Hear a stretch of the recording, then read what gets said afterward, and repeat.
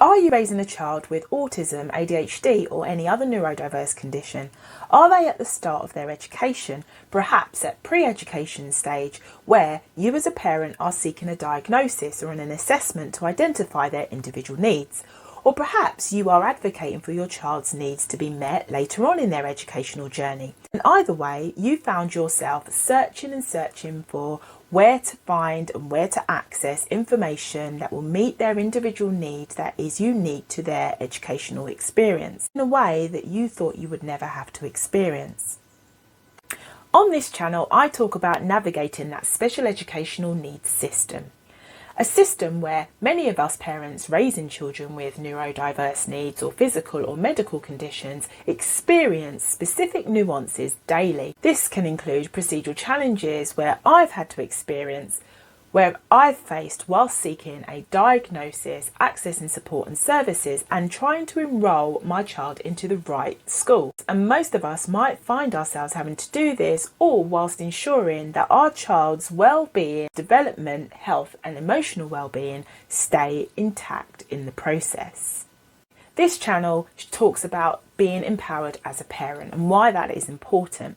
There are other services out there that can provide information about your rights, what it takes to access particular support and what that looks like, what are the eligibility criteria. But here it's mainly about how to manage the emotional fatigue and what that looks like and how to move through it in a way that you can ensure that you protect your child's potential. My name is Brenda and I'm a parent mentor and a fellow parent. I support parents raising children with individual needs to stay empowered whilst they navigate through procedural challenges. My journey started many years back when I advocated for my son who has autism, ADHD and other medical conditions whilst he was in primary school, an independent specialist school, back into mainstream secondary school and then on to further education. There were highs and lows and it definitely wasn't plain sailing, as the experience in some parts was very traumatic for myself and my son. I want to talk about my experiences of navigating this special educational needs journey and specifically talk about the different stages and how I interpret them to be, as well as sharing what I learned along the way. Hopefully this will provide insights for other parents that may be embarking on this new special educational needs journey. So let's begin. It all starts when we as parents start to identify and recognise the difference that our child may have. In my experience, I noticed the difference in the way that my son would respond to myself and others that he would interact with. He would respond in a particular way to sounds and smells, and he would have a hyperfixation on particular subjects and objects, which had me concerned about how to keep him safe. And it was at that point where I found myself searching for those answers to questions such as, why could this be? How do I obtain knowledge about this? How do I support my son's development moving forward? Especially when the expectation of him starting his education was just round the corner. Now looking back and connecting the dots, I would describe the experiences from a perspective of trying to stay empowered being in 4 stages. And the first stage, I would describe it as the introductory stage.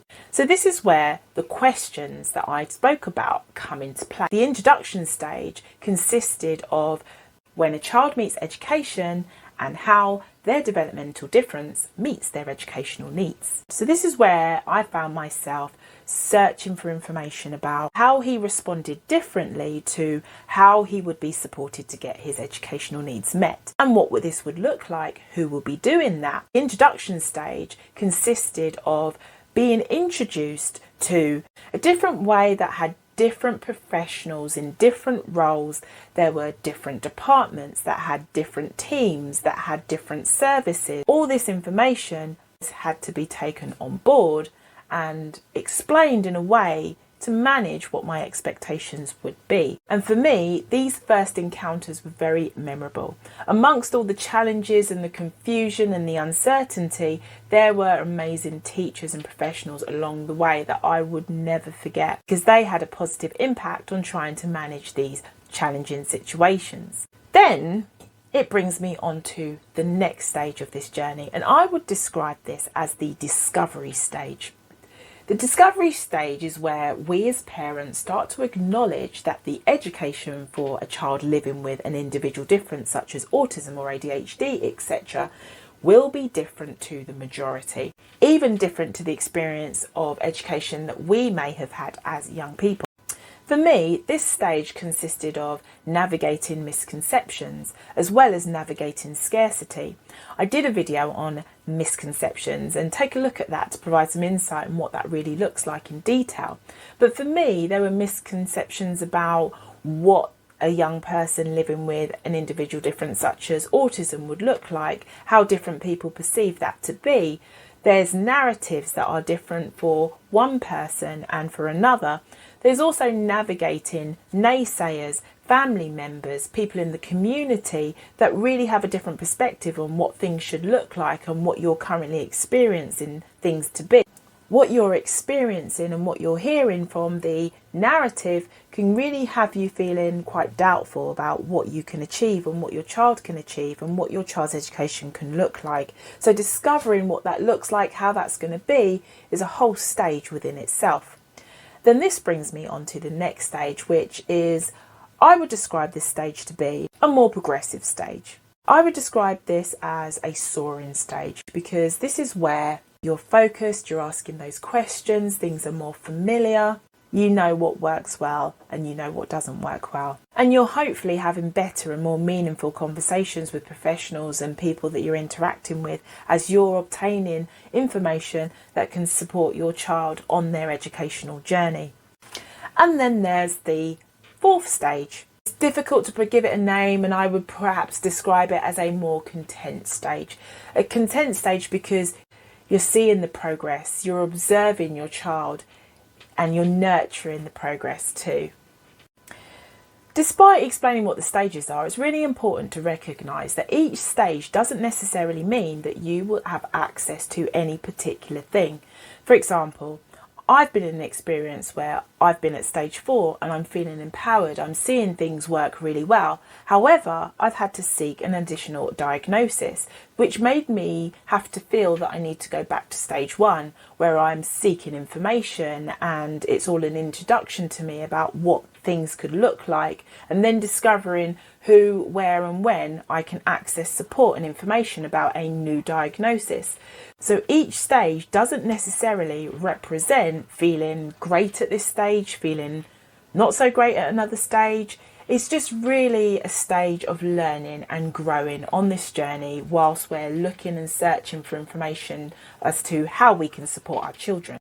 There are many setbacks along the way, and there are many positive, influential experiences that provide a lot of positive impact too. And the journey looks different for each of us. Some of us will not want our children to have access to a particular support plan or perhaps a diagnosis. The journey is what we choose because each individual child is different. And to conclude, the main thing that I've learned is that at the end of the day, we are the only consistent in the whole equation. So things change, support change, legislation change, teams change, teachers change, schools change. But we as parents are the only consistent that go through the whole journey. So knowing that really does allow things to feel a bit more easier to stay empowered.